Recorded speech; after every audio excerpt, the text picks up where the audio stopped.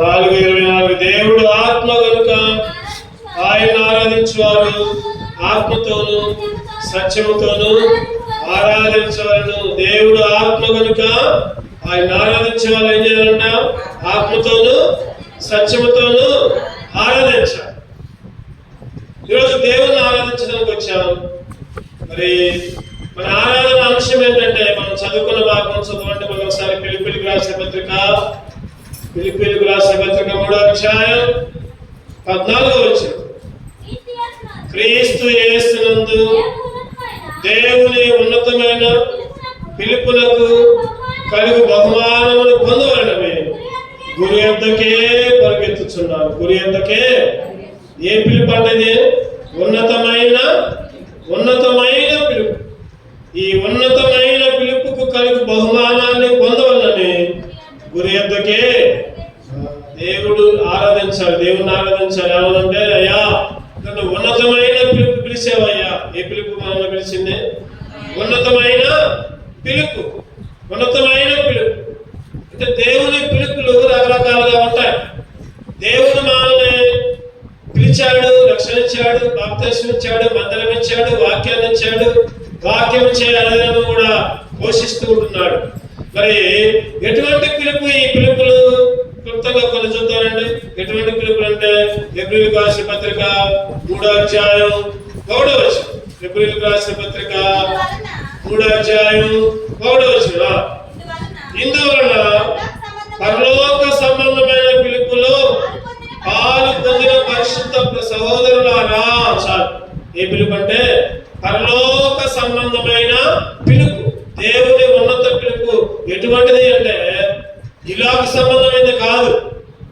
చెప్పండి, ఇలాగ సంబంధమైనదా? అస్సలు కాదు. దేవుని ఉన్నతమైన పిలుపు పరలోక సంబంధమైన పిలుపు. పరలోకానికి సంబంధించింది, ఈ లోకానికి కాదనమాట. తర్వాత 2వ చూద్దారండి. 2 తిమోతి 1:10. ఎటువంటి పిలుపు? 2 తిమోతి 1వ అధ్యాయం 10వ వచనంలో 5వ లైన్లో ఉంటుంది చూడండి. 5వ లైన్లో, మనలను రక్షించి పరిశుద్ధమైన పిలుపుతో ఆయన మనలను పిలిచెను. ఏముంది అక్కడ? చెప్పండి. మనలను రక్షించి పరిశుద్ధమైన పిలుపుతో ఆయన మనలను. పరిశుద్ధ పిలుపు. 2వ పిలుపు ఏంటంటే పరిశుద్ధ పిలుపు. మొదటి పిలుపు ఏంటి? పరలోక పిలుపు. మొదటి పిలుపు ఏంటంటే పరలోక సంబంధమైన పిలుపు, పర సంబంధమైన పిలుపు. 2వ పిలుపు పరిశుద్ధమైన పిలుపు. అంటే అపవిత్రత లేదు, ఏమాత్రం పాపానికి చోటు లేదు, ఏ అపవిత్రత చోటు లేదు, ఏ పాపానికి చోటు లేదు. అంటే పరిశుద్ధ పిలుపు అంట. 3వ పిలుపు ఏంటంటే ఆశీర్వాద పిలుపు అంట. 1 పేతురు 3వ అధ్యాయం 9వ వచనం. దేవుడు ఎటువంటి పిలుపులు పిలిచాడు? 1 పేతురు 3వ అధ్యాయం 9వ వచనం. ఆశీర్వాదములకు వారసులగుటకు మీరు పిలువబడితే. ఆశీర్వాదానికి వారసులు కావడానికి. ఆశీర్వాదం. ఈరోజు దేవుడు మనల్ని ఎటువంటి పిలుపులు పిలిచాడు? ఉన్నతమైన పిలుపు అంటే ఏంటి? ఉన్నతమైన పిలుపు అంటే? ఒకటోదేమో పరిశుద్ధ పర సంబంధమైన పిలుపు, 2వదేమో పరిశుద్ధ పిలుపు, 3వదేమో ఆశీర్వాదాలు. అంటే ఏంటి చెప్పండి? ఆశీర్వాదాలు అంటే అన్ని దీవెనలే, అన్ని మేలే. ఆశీర్వాదాలు అంటే కీడు ఏమాత్రం ఉండదు, అన్ని మేలే, అన్ని ఆశీర్వాదాలే. ఒక మాట చెప్పాలంటే పట్టిందల్లా బంగారం అవుతుంది అంటారు ఒక్కోసారి. ఏది పట్టుకుంటే అది, ఏ పని చేస్తే ఆ పని సఫలమే. బైబిల్లో ఒక మాట ఉంది, కీర్తనలో, అతడు చేయనిదంతయు సఫలమగును. అతడు చేయనిదంతయు అంటే ఏది పట్టుకుంటే అది సఫలమే, ఆశీర్వాదమే. అందుకనే ఇస్సాకు గురించి కూడా, ఇస్సాకు ఎక్కడ పోతే అక్కడ ఏముంది బైబిల్లో? 100 పంట అంట. ఇస్సాకు ఎక్కడికి పోతే అక్కడ 100 పంట పండింది. ఈరోజు దేవుడు నిన్ను కూడా పిలిచింది ఎందుకంటే ఆశీర్వాదాన్ని ఇవ్వడానికి పిలిచాడు. ఆశీర్వాదాన్ని ఇవ్వడానికి పిలిచాడు. చూద్దారండి, ఇంకోటి చూద్దారంటే కొలస్సీయులకు రాసిన పత్రిక 3వ అధ్యాయం 15వ వచనం. కొలస్సీయులకు రాసిన పత్రిక 3వ అధ్యాయం 15వ వచనం. క్రీస్తు అనుగ్రహించు సమాధానం. క్రీస్తు అనుగ్రహించు సమాధానము మీ హృదయంలో ఏలుచున్నయుడే. ఇందుకొరకు మీరొక్క శరీరముగా పిలువబడితే ఒక్క శరీరముగా ఒక్క అంటే ఐక్యతతో ఆయన పిలుపు ఎటువంటిదంటే ఐక్యతతో కూడిన పిలుపు, ఐక్యత కొరకైన పిలుపు, కలిసి ఉండే పిలుపు. దేవుని పిలుపులు చూసాం మనం. ఎన్ని పిలుపులు చూసాం? ఐదు పిలుపులు చూసాం. ఒకటోదేమో చదువుకున్న లేఖన భాగంలో ఉన్నతమైన, రెండోది పరసంబంధమైన పిలుపు, మూడోది పరిశుద్ధమైన పిలుపు, నాలుగోది ఆశీర్వాద పిలుపు, ఐదోది ఐక్యంగా ఉండటానికి. దేవుడు ఈ రోజు నిన్ను కూడా ఈ లోకం నుంచి, లేకపోతే ఈ పాపం నుంచి, లేకపోతే ఈ ఐగుప్తు నుంచి నిన్ను కూడా దేనికి పిలిచారంటే 5 రకాల పిలుపులు పిలిచారు. ఉన్నత పిలుపు, పరసంబంధమైన పిలుపు, పరిశుద్ధ పిలుపు, ఆశీర్వాద కొరకైన పిలుపు, ఐక్యంతో ఉండే పిలుపు. మరి ఎక్కడి నుంచి పిలిచాడు కరెక్టే. ఎక్కడి నుండి పిలిచాడు చూద్దారండి. క్లుప్తంగా కొన్ని వచ్చి చదువుతారండి. మత్తయి సువార్త 9వ అధ్యాయం 13వ వచనం. మత్తయి సువార్త 9:13. అయితే నేను పాపులను పిలవచ్చుతును గాని నీతిమంతుల్ని పిలవరాలా. పాపంలో ఉంటే పిలిచాడు. ఎక్కడి నుంచి పిలిచాడు చెప్పండి? పాపంలో ఉంటే పిలిచాడు. అంతేనా? లేకపోతే మంచిగా ఉంటే పిలిచాడా? అందరం కూడా పాపులే. బైబిల్ చెప్తుంది కదా, అందరూ కూడా పాపులే. దేవుడి గురించి మహిమను పొందలేకపోతున్నారు. అందరూ పాపులే. ఆయన పాపములో నుండి పిలిచాడు. దేవుని స్తుతించాడు. ప్రభా నన్ను 5 అంతల పిలిచాడు, 5 రకాలుగా పిలిచావు. ఎక్కడి నుంచి అంటే పాపంలో ఉంటే పిలిచావు. చదవండి. రెండవదిగా 1 కొరింథీ 7వ అధ్యాయం 20వ వచనం. 1 కొరింథీయులకు రాసిన పత్రిక 7వ అధ్యాయం 20వ వచనం చదవండి. ప్రతివాడు ఏ స్థితిలో పిలువబడును ఆ స్థితిలోనే ఉండవలెను. దాసుడునై ఉండగా పిలువబడుతూ చింతపడద్దు, కానీ స్వతంత్రుడు శక్తి కలిగిన స్వతంత్రుడు ఒకట. మరి ఏ స్థితి అంట? దాసుడిగా ఉన్నప్పుడు పిలిచాడు. రెండోదేమో పాపంలో ఉంటే పిలిచాడు. రెండోదేమో దాసత్వంలో ఉంటే. దేనికి దాసులుగా ఉన్నాం? దేనికి? పాపానికి, సాతానికి, లోకానికి, ఇంకా అబద్ధాలకి, మాయమాటలకి, మోసాలకి, దొంగతనాలకి, లేకపోతే అసూయకి, లేకపోతే కులాలకి, లేకపోతే మతాలకి, లేకపోతే ఆచారాలకి, లేకపోతే ఇక రకరకాల పేర్లు చెప్పుకోవచ్చు. దేనికి దాసులుగా ఉన్నామంటే ఇక ఎన్నైనా చెప్పుకోవచ్చు మనం. చెడ్డ చూపులకి, చెడ్డ అలవాట్లకి, చెడ్డ మాటలకి అన్నిటి కూడా దాసులుగా ఉన్నాం. దాసత్వం అంటే ఏంటి చెప్పండి? దాసులుగా అంటే చెప్పండి అక్క. దాసత్వం అంటే ఏంటి? ఎవరైనా దాసులుగా ఉన్నారనుకోండి, అరే యాపం చేయరా, అరే యాపం చేయరా, అరే యాపం చేయరా, అబ్బా ఇచ్చే ఖాళీగా ఉంచుతారు. ఎవరైనా ఉంచరు దాసుని.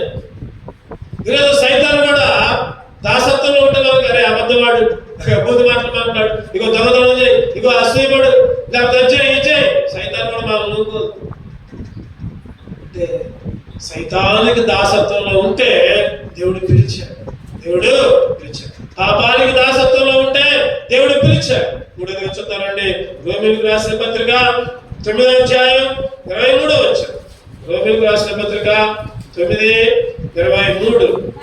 మరియు మహిమ పొందుటకు ఆయన ముందుగా సిద్ధపరిచిన కరుణాపాత్ర ఘటనలు అనగా యూదుల్లో నుండి మాత్రము గాక అన్ని జనముల నుండి ఆయన పిలిచిన తన మహిమైశ్వర్యము కనపరచమని ఉన్నదేమి.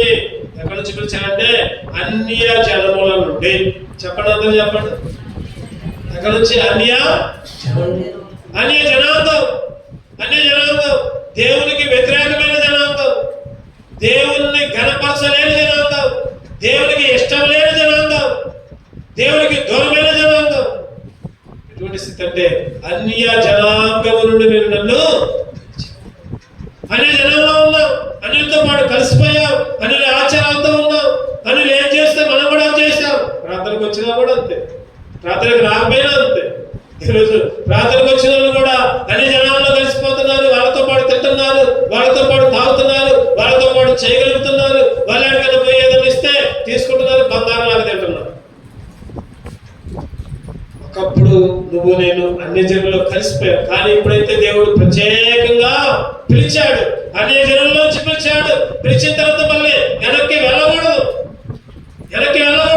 అన్ని జనాంగం నుంచి చక్కని మాట రాయబడింది. అక్కడ ఏమంటే యూదుల్లో నుండి మాత్రమే కాక అన్య జన్మల నుండి ఆయన పిలిచిన మన యెడల ఏం చూపిస్తున్నాడంట? తన మహిమైశ్వర్యం. అన్ని జనుల్లోంచి పిలిచావు, పిలిచిన తర్వాత మహిమైశ్వర్యం చూపిస్తున్నావు. నీ మహిమ, నీ తేజో నక్షత్ర మహిమ మా మధ్య కుమరింపజేస్తున్నావు. దేవుని ఆరాధించాలి. ఎన్నో చెప్పండి ఇది? మూడవది, అన్య జనుల్లో నుంచి పిలిచాడు. 4వ చూడండి, మత్తయి సువార్త 2వ అధ్యాయం 14-15 వచనాలు కలిసి ఉంటాయి. మత్తయి సువార్త 2:14-15. అప్పుడు అతను లేచి రాత్రి వేళ శిశువును తల్లిని తోడుకొని ఐగుప్తులకు వెళ్ళి, ఐగుప్తులో నుండి నా కుమారుణ్ణి పిలిచితిని. ఎక్కడి నుంచి అంట చెప్పండి? ఐగుప్తులో నుంచి. ఐగుప్తు అంటే పాపం, ఐగుప్తు అంటే లోకం, ఐగుప్తు అంటే ఆచారం, ఐగుప్తు అంటే మందిరానికి వెలుపల జీవితం, ఐగుప్తు అంటే మందిరంలో అడుగు పెట్టలేని జీవితం. ఒకప్పుడు నీ పరిస్థితి, నా పరిస్థితి. మందిరానికి దూరంగా ఉన్నాం, లోకంలో ఉన్నాం, పాపంలో ఉన్నాం, లోక అలవాట్లలో ఉన్నాం. అటువంటి స్థితిలో ఐగుప్తు నుంచి దేవుడు మనల్ని పిలిచాడు. ఎన్నోది చెప్పండి? ఒకటో ఒకటోది ఎక్కడ ఉంటే పిలిచాడు? పాపంలో ఉంటే పిలిచాడు. రెండవది దాసత్వంలో ఉంటే పిలిచాడు. మూడవది అన్య జనుల్లో ఉంటే పిలిచాడు. నాలుగవది ఐగుప్తులో ఉంటే పిలిచాడు. ఐదవదిగా చూద్దారండి. 1 కొరింథీ 1:26. 1 కొరింథీయులకు రాసిన పత్రిక 1వ అధ్యాయం 26వ వచనం. సహోదరులారా, మిమ్మల్ని పిలిచిన పిలుపును చూడుడి. మీలో లోకరీతిని జ్ఞానులైనను ఘనులైనను గొప్ప వంశం వారైనను అనేకులు పిలువబడలేదు. కానీ ఏ శరీరము దేవుని ఎదుట ఆశ్రయింపుకున్నట్లు ఆ జ్ఞానులను సిగ్గుపరచుటకు లోకంలో నుండి వెర్రి వారిని దేవుడు ఏర్పరచుకున్నాడు. వెర్రి వారిగా ఉన్నప్పుడు, శరీర సంబంధిగా ఉన్నప్పుడు ఏ శరీరం కూడా దేవుని ఎదుటంట అతిశయింపబడలేదంట. ఏ శరీరం అంటే శరీరంలో ఉన్నప్పుడే, వెరితనంలో ఉన్నప్పుడే, ఎన్నిక లేనప్పుడే. ఇక్కడ ఎన్నో మాటలు ఉన్నాయి, చాలా మాటలు ఉన్నాయి. నీచులైనప్పుడు, తృణీకరించబడ్డప్పుడు, ఎన్నిక లేనప్పుడు దేవుడు అంట ఏర్పరచుకొని నిన్ను పిలిచాడు. అందుకే దేవుడు స్తుతించుకోవాలి. ఈరోజు దేవుడు ఎటువంటి పిలుపులు పిలిచాడు, ఎక్కడి నుంచి పిలిచాడు చెప్పుకున్నాం మనం. దీన్ని 3 భాగాలు చేశాను నేను. ఒకటోది దేవుడు ఎటువంటి పిలుపు పిలిచాడు చెప్పండి. ఒకటోది చెప్పండి, ఉన్నతమైన పిలుపు. రెండోది తన సంబంధమైన పిలుపు. మూడోది పరిశుద్ధమైన పిలుపు. నాలుగోది ఆశీర్వాదకరమైన పిలుపు. ఐదవదిగా ఐక్యత కొరకైన 5 రకాల పిలుపులు పిలిచాడు. ఎక్కడి నుంచి పిలిచాడు? ఒకటోదేమో ఎట్లా పిలిచాడు. రెండోది ఎక్కడి నుంచి పిలిచాడు చెప్పండి? పాపం నుంచి పిలిచాడు, దాసులుగా ఉండే పిలిచాడు, అన్య జనుల్లో ఉండే పిలిచాడు, ఐగుప్తులో ఉండే పిలిచాడు. ఇంకా చెప్పండి, శరీర ఆశకులో పడి తృణీకరించిన పరిస్థితి, నీచులైన పరిస్థితి, ఇక్కడ రకరకాలుగా ఉన్నాయి, ఎన్నికలేని పరిస్థితి. ఇటువంటి సందర్భంలో దేవుడు మనల్ని పిలిచి ఏం చేశాడు? మొత్తం 3 ప్రశ్నలు మన దగ్గర. ఒకటోది ఎటువంటి పిలుపు పిలిచాడు, ఒకటో ప్రశ్నకి ఆయన చెప్పుకున్నాం. రెండోది ఎక్కడి నుంచి పిలిచాడు, దానికి కూడా ఒక ఆయన చెప్పుకున్నాం. మరి పిలిచిన తర్వాత ఏమిచ్చాడు దేవుడు, పిలిచిన తర్వాత ఏం చేశాడు, ఇది కూడా ఒక ఆయన చూసుకొని ఆరాధనలో ప్రవేశిద్దాం. చూద్దామండి. పిలిచిన తర్వాత ఏ బహుమానాలు ఇచ్చాడు, ఏమేమి బహుమానాలు ఇచ్చాడు. ఆదికాండం. పిలిచిన తర్వాత ఖాళీగా ఉంచల, రకరకాల బహుమానాలు ఇచ్చాడు. ఆదికాండం పరిశుద్ధ గ్రంథం నుంచి ఆదికాండం 15వ అధ్యాయం 1వ వచనం. ఆదికాండం 15:1. ఇది జరిగిన తర్వాత యెహోవా వాక్యము అబ్రహామునకు దర్శనములో వచ్చి, అబ్రహామా, భయపడకుము, నేను నీకు కేడము, నీ బహుమానము అత్యధికమగునని. అబ్రహాముకు దేవుడు అత్యధిక బహుమానాలు ఇచ్చాడు. ఏ బహుమానాలు ఇచ్చాడు చెప్పండి? అత్యధిక బహుమానం. ఈరోజు నీకు నాకు కూడా అదే బహుమానం, అత్యధిక బహుమానం. అత్యధిక బహుమానం ఏంటిదా బహుమానం? అత్యధికమైంది. ఈ లోకంలో ఉన్న అందరికంటే గొప్పమైన బహుమానం, అధికమైన బహుమానం ఏంటిదంటే అది పరలోక రాజ్యం. అబ్రహామంట ఎదురు చూడని పట్టణంలో కొరకు ఎదురు చూచారంట. స్థిర పునాదులు ఆ పట్టణం కొరకు ఎదురు చూశారంట. నిరీక్షణతో ఎదురు చూస్తే ఆ పట్టణం ఎట్లా ఉంటది, ఆ పట్టణం ఎట్లా ఉంటది. ఎప్పుడు 11:8 నుంచి చూస్తే ఎదురు చూశారంట. స్థిర పునాదులు గల పట్టణం కొరకు అబ్రహాము ఎదురు చూశారన్నమాట. ఈరోజు నువ్వు నేను కూడా పరలోక పట్టణం అదే బహుమానం, అత్యధికమైన బహుమానం ఏంటంటే పరలోక రాజ్యం. ఆ పరలోక రాజ్యంలో ఒక్కొక్కరికి ఒక్కొక్క ఇల్లు మనం కట్టాం. అక్కడ మనం ఎక్కడ కడతాం అదేమో అక్కడ నిలిచింది. చెప్పండి, ఎక్కడ కడితే అక్కడ కనబడుతుంది. చాలా మంది ఎక్కడ కడితే ఎక్కడే కనబడుతుంది. కొంతమంది ఇక్కడ ఇల్లు కడుతుంటే ఇక్కడ ఇల్లే కనబడుతుంది. ఎన్నో పనులు చేయాలి ఇల్లు కట్టాలి. అందుకని ఒక సామెత కూడా ఉంది. ఏ సామెత అయితే? ఇల్లు కట్టి చూడు, పెళ్లి చేసి చూడు అనే సామెత. ఇల్లు కట్టాలన్నా ఏది కట్టాలన్నా ఎంతో కష్టపడాలి అక్కడ. కానీ మనం ప్రార్థనకు వచ్చి దేవుని మందిరంలో గడిపి దేవుని స్తుతించి దేవుని ఆరాధించి దేవునికి 3 రకాలైన వాటిని ఇచ్చి, మన కాలాన్ని ఇచ్చి, మన సమయాన్ని ఇచ్చి, మన బలాన్ని ఇచ్చి, లేదా మనకున్న ఆస్తిని కూడా దేవుడికి ఇస్తే, ఎక్కడిస్తే చెప్పండి అక్కడ మనకు ఒక ఇల్లు కట్టబడుతుంది. అక్కడ నీకు నాకు ఒక ఇల్లు, ఆ ఇంటి కొరకు అబ్రహాము ఎదురు చూస్తున్నాడు.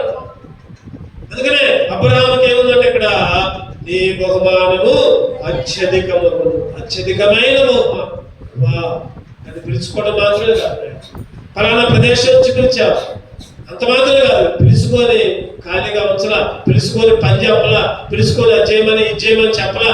నాకు ఒక అత్యధికమైన బహుమానం పరలోక రాజ్యంలో ఇచ్చావయ్యా, అందుకే నిన్ను స్తుతిస్తాను, అందుకే నిన్ను ఆరాధిస్తాను. చూద్దానంటే రెండో బహుమానం ఏంటి?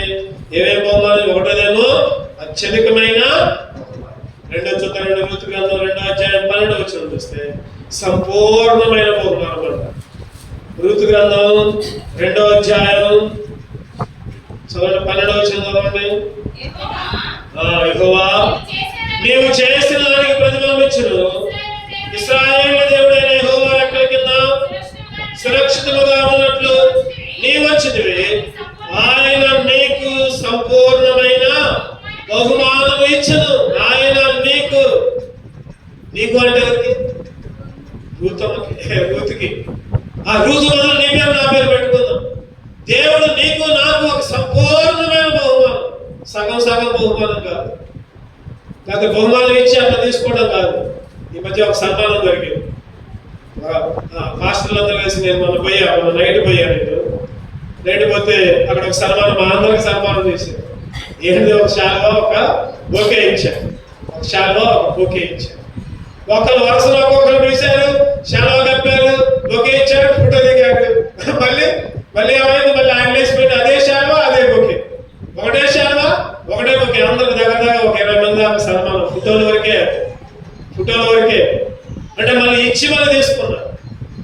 కానీ ఇక్కడైతే ఎటువంటి బహుమానం అంటే చెప్పండి, సంపూర్ణ. ఆ బహుమానం మందాక ఆ బహుమానం మళ్ళీ ఎవరు తీసుకోదు. నీకు ఇచ్చిన తర్వాత బహుమానం మళ్ళీ మన దగ్గరే ఉంటుంది. క్రికెట్ ఆడారనుకోండి చెప్పండి, ఏమైంది చెప్పండి, కప్పు గెలిచిన తర్వాత ఒక కప్ ఎత్తారు. IPL లేకపోతే 2020 ఏదో ఒకటి కప్ ఎత్తారు. ఆ కప్ ఇచ్చిన తర్వాత వాళ్ళ దగ్గర ఉండదు. ఆ బోర్డు తీసుకుని పోదు, BCCI బోర్డు తీసుకుని పోద్ది. మళ్ళీ వచ్చే సంవత్సరం మళ్ళీ అదే జరిగినప్పుడు మళ్ళీ అదే ప్రైజులు మళ్ళీ తెచ్చి అక్కడ పెడతారు, అదే బహుమానాలు అక్కడ పెడతారు. మళ్ళీ గెలిచిన వాళ్ళకి అదే చెప్తారు. మళ్ళీ అట్లా ఏ ఆటలో అయినా సరే షీల్డ్ కానీ లేకపోతే మెమోటోస్ కానీ కొన్ని వ్యక్తిగతంగా ఇచ్చే వాళ్ళ దగ్గరే ఉంటాయి. మిగిలిన గ్రూప్గా టీమ్గా ఇచ్చేది మాత్రం జాగ్రత్తగా భద్రపరిచి మళ్ళీ తీసుకుంటాం. ఈరోజు ఎందుకు చెప్తున్నామంటే ఈ లోకంలో వచ్చే బహుమానాన్ని అశాశ్వతమైన బహుమానాలు, కొద్ది బహుమానాలు, మళ్ళీ ఇచ్చి తీసుకునే బహుమానాలు.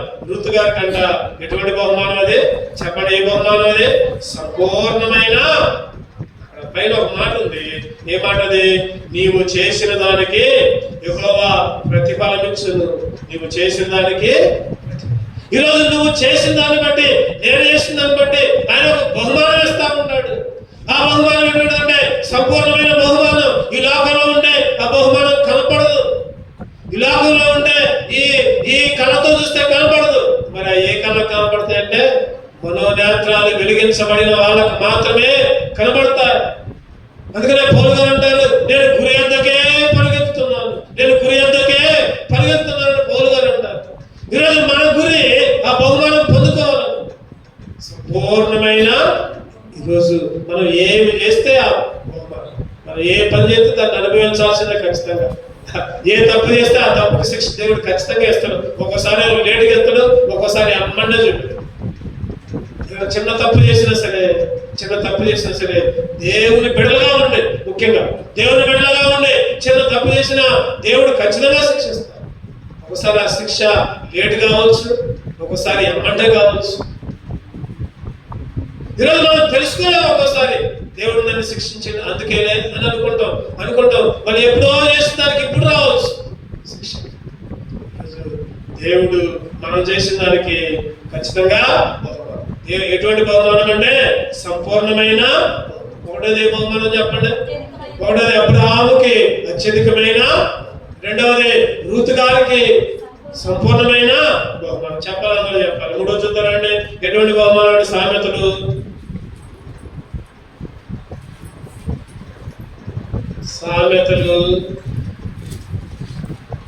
11వ అధ్యాయం. సామెతలు 11 సామెతలు 11:18. సామెతలు 11:18. భక్తిహీనుని సంపాదన వారిని మోసము చేయును, నీతి నిమిత్తువాడు శాశ్వతమైన బహుమానము నొందును. నీతి నిమిత్తువాడు శాశ్వతమైన బహుమానం. ఏ బహుమానం అంటే శాశ్వతమైన. ఈరోజు నీ జీవితంలో నా జీవితంలో ఎటువంటి బహుమానం అంటే శాశ్వతమైన బహుమానం. ఒకటోదేమో అత్యధికమైన బహుమానం, రెండోదేమో సంపూర్ణమైన బహుమానం, మూడోదేమో శాశ్వతమైన. ఈరోజు దేవుడు ఈ బహుమానాలు ఇచ్చాడు కాబట్టి దేవుని ఆరాధించాలి. ఈ బహుమానాలు ఇస్తున్నాడు కాబట్టి దేవుని కొనియాడాలి, దేవుని గణపరచాలి. చూద్దాం. 4వదిగా యెషయా గ్రంథం 62:11. యెషయా గ్రంథం 62:11. ఆలకించుడి, భూమి అంతముల వరకు యెహోవా సమాచారం ప్రకటింపజేస్తున్నాడు. ఇదిగో రక్షణ నీ యొద్దకు వచ్చుచున్నది, ఇదిగో ఆయన ఇచ్చు బహుమానము ఆయన యొద్దనే ఉన్నది, ఆయన ఇచ్చు జీతం ఆయన తీసుకుని వచ్చుచున్నాడని సియోను కుమార్తెకు తెలియజేయుడి. సియోను కుమార్తె ఎవరు? నేనే, మనమే. సియోను సంఘమనే కుమార్తె. సియోను కుమార్తెకు తెలియజేయండి. ఏమనంటే ఆయన ఇచ్చు బహుమానము ఆయన యొద్ద ఉన్నది, ఆయన ఇచ్చు జీతము ఆయన తీసుకొని వచ్చుచున్నాడు. ఆయన ఇచ్చే బహుమానం ఆయన దగ్గర ఉంది. ఆ బహుమానానికి ఏం పేరంటే ప్రకటనలో ఉండదు ఆ పేరు. 22:12. ప్రకటన 22:12. ఇదిగో నేను త్వరగా వచ్చుచున్నాను, వారి క్రియల చొప్పున ప్రతి వారికి ఇచ్చినకు నేను సిద్ధపరిచిన జీతము నా యొద్ద ఉంది. సిద్ధపరిచిన ఏ బహుమానం అంటే సిద్ధపరిచిన బహుమానం, సిద్ధపరిచిన జీతం ఆయన బహుమానం. అదే ఈరోజు దేవుడు నీకు నాకు ఒక బహుమానం ఇస్తున్నాడు. సిద్ధపరిచాడు నీకు నాకు ఒక బహుమానం ఆయన ఇస్తున్నాడు. అందుకే దాన్ని పొందుకోవడానికి దేవుని వైపు చూడాలి, దాన్ని పొందుకోవడానికి ఆకృత పడాలి, దాన్ని పొందుకోవడానికి ఆయన సన్నిధిలో గడపాలి. చివరగా ఇంకో బహుమానం చూద్దామండి. హెబ్రీయులకు రాసిన పత్రిక 10వ అధ్యాయం 35 వచ్చి. హెబ్రీయులకు రాసిన పత్రిక 10:35. కాబట్టి మీ ధైర్యమును విడిచిపెట్టకుడి, దానికి ప్రతిఫలముగా గొప్ప బహుమానం. ఏ బహుమానం అంటే గొప్ప బహుమానం. ఈరోజు నీకు నాకు దేవుడు గొప్ప బహుమానాన్ని ఇచ్చాడు. ఏ బహుమానాలు చెప్పండి, ఇప్పుడు చెప్పండి. ఒకటోది అత్యధికమైన బహుమానం, రెండోది సంపూర్ణమైన బహుమానం, మూడోది శాశ్వతమైన బహుమానం, నాలుగోది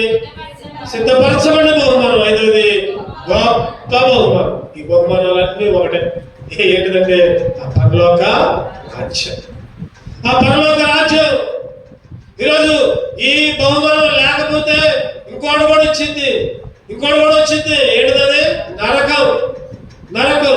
సైతాను గారు ఇచ్చే బహుమానం అది. ఎవరిచ్చే బహుమానం అది? ఇటు పక్కన దేవుడేమో ఈ బహుమానాలను వచ్చి, ఈ 5 రకాల బహుమానాలు వచ్చి, ఇగో కుడి వైపున ఉన్న వాళ్ళారా, నా తండ్రి చేత ఆశీర్వదించుకున్న వాళ్ళారా, మీ కొరకు సిద్ధపరచబడిన ఈ రాజ్యాన్ని స్వతంత్రించుకోండి యేసుక్రీస్తు పిలిస్తే, సైతాను గారు ఇదిగో రండి. ఎడవైపున వాళ్ళారా, ఇదిగో మీ కొరకు సిద్ధపరచబడిన ఈ అగ్నిగుండం మీకే రాండని సైతాను కూడా పిలుస్తాడు. దేవుని అంగీకరించకపోతే, దేవుని నమ్ముకోకపోతే, దేవుని మందిరంలోకి రాకపోతే, దేవుణ్ణి రక్షణ పొందకపోతే, మారు మనసు పొందకపోతే, బాప్తిసం తీసుకోకపోతే ఈ సైతాను గాడిచ్చే బహుమానం సిద్ధంగా ఉంది. అంగీకరిస్తే రక్షణ పొందితే, బాప్తిసం తీసుకుంటే, దేవుని మందిరంలోకి వస్తే ఈ లోక బహుమానం కదా అది. ఆ బహుమానం కంటికి కనబడదు, చెవికి వినబడదు, హృదయానికి గోచరం కాదు. ఆ పరలోక రాజ్యం జీవగ్రంథమందు పేరుంటే చాలు. ఆ రాజ్యం అమ్మే. అందుకని ఒక పాట ఎప్పుడు పాడుకుంటా ఉంటాం. ఏ పాట అది? గొర్రె పిల్ల సింహాసన మచ్చాటుండును, ఆయానే నీ పామునాల యామయుండును. గొర్రె పిల్ల సింహాసన మచ్చాటుండును, ఆయానే నీ పామునాల యామయుండును. జీవగ్రంథమందున పేరులున్న వానుచు, జీవగ్రంథమందున పేరులున్న వానుచు, మనము నిశ్చయముగా మనము నిశ్చయముగా నగరము మన కొరకై సిద్ధపరచుచుండెనుండుటకై,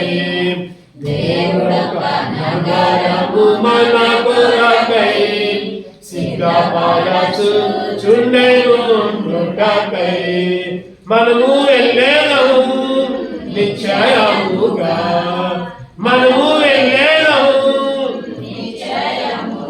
రక్షణ ఎవరైతే మారు మనసు, ఎవరైతే బాప్తిసం పొందుతారు, ఎవరైతే దేవుని మందిరంలో గడుపుతారు, ఎవరైతే దేవుని సన్నిధిలో భయంతో ఉంటారు, వారికి పెద్ద బహుమానం. ఆ బహుమానం పేర్లు 5 చెప్పుకున్నాం. ఏంటి ఆ 5? ఒకటోది అత్యధికమైన బహుమానం, రెండవది సంపూర్ణమైన బహుమానం, మూడవది శాశ్వతమైన బహుమానం, నాలుగవది సిద్ధపరచబడిన బహుమానం, ఐదవది గొప్ప. ఈరోజు దేవుడు మనల్ని పిలుచుకున్నాడు. మనం చదువుకున్నాం. మూలపాఠం చదవండి. ఫిలిప్పీయులకు రాసిన పత్రిక 3వ అధ్యాయం 14వ వచనం. ఫిలిప్పీయులకు రాసిన పత్రిక 3వ అధ్యాయం 14వ వచనం చదవండి దగ్గరగా. క్రీస్తు యేసునందు దేవుని ఉన్నతమైన పిలుపుకు కలుగు బహుమానం పొందవలనని గురి వద్దకే. ఏ పిలుపు అంటే? ఉన్నతమైన పిలుపు. ఇంకా మనం చదువుకున్న బాగా చెప్పండి. ఇంకేం పిలుపు? పర సంబంధమైన, మూడవదిగా పరిశుద్ధమైన, నాలుగవదిగా ఆశీర్వాదకరమైన, ఐదవదిగా ఐక్యతతో కూడిన 5 రకాల పిలుపులు పిలిచాడు. ఎక్కడుంటే పిలిచాడు? ఒకటోది పాపంలో ఉంటే పిలిచాడు, రెండవది దాసులుగా ఉంటే పిలిచాడు, మూడవది అన్య జనంలో ఉంటే పిలిచాడు, నాలుగవది ఐగుప్తులో ఉంటే పిలిచాడు. ఐగుప్తు అంటే లోకం. ఐదవదిగా చివరిగా చెప్పండి, చివరిగా ఎన్నిక లేని పరిస్థితుల్లో ఉంటే, శరీర విషయాల్లో, శరీర పరిస్థితుల్లో ఉంటే, శరీర కార్యాల్లో ఉంటే 5 రకాల పిలుపులు పిలిచాడు, 5 ప్రదేశాలు పిలిచాడు, 5 బహుమానాలు ఇచ్చాడు. క్లుప్తముగా దేవుని ఆరాధించే బిడ్డలుగా దేవుడు మనందరూ కూడా సిద్ధపరచునుగా. 2 మంది పడదాం. పాడుకుంటుంటే దేవుణ్ణి ఆరాధించు.